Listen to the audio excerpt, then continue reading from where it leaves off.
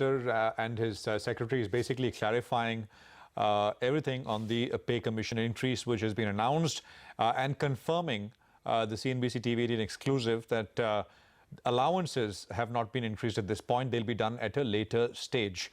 I'm being told that we have Mr. Vivek Rae, member of the pay commission, joining us right now. Mr. Rae, thank you very much for your time. Appreciate you joining us.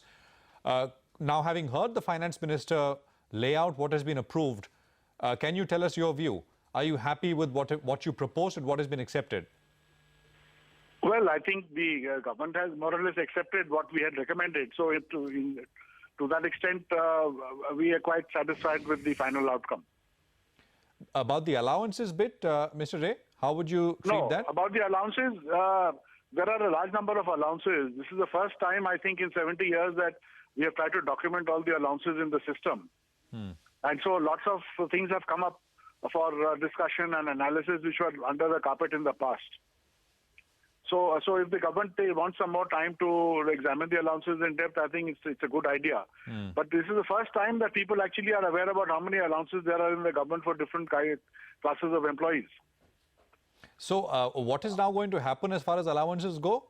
I mean, the government, the finance minister, in response to a question, said that you had recommended actually cutting out many allowances, but the government has decided to keep some.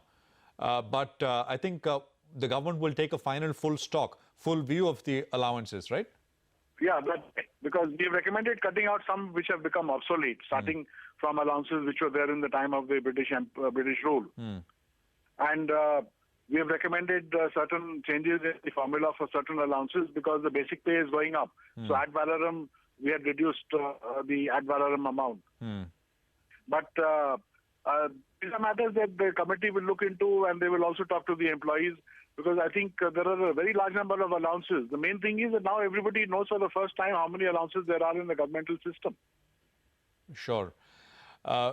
In terms of the administrative reforms, because, I mean, you know, the big numbers capture the headline, but there is also the administrative reforms which you had recommended, which the finance minister alluded to. And I think the secretary said that those would be handled by cadre-specific committees. Can you respond to that? I don't know. This is a pay commission. This is not an administrative reforms commission. The Administrative Reforms Commission has submitted 14 volumes of reports. So there's enough material available with the government to decide what it needs to do on administrative reform. Okay.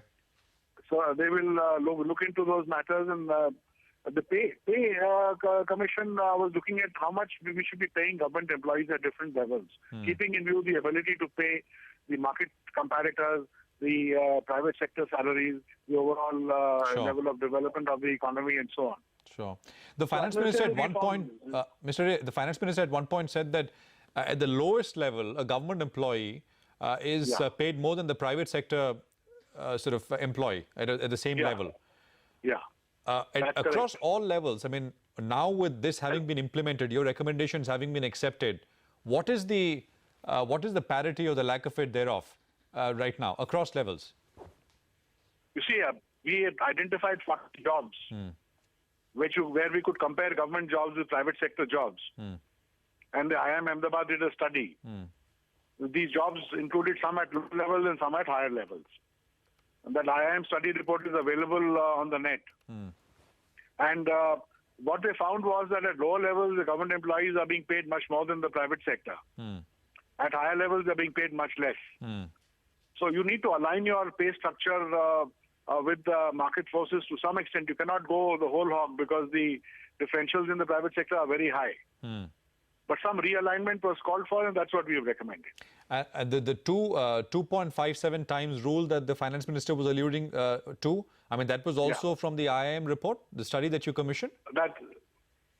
No, that is something that is based on the Accurate formula. Okay. And so 7,000 becomes 18,000. That is, if you divide the two, it becomes 2.57. Sure. Okay. Fair enough. Mr. Rae, thank you very much for that. Great speaking with you. Appreciate you joining in with that perspective this evening.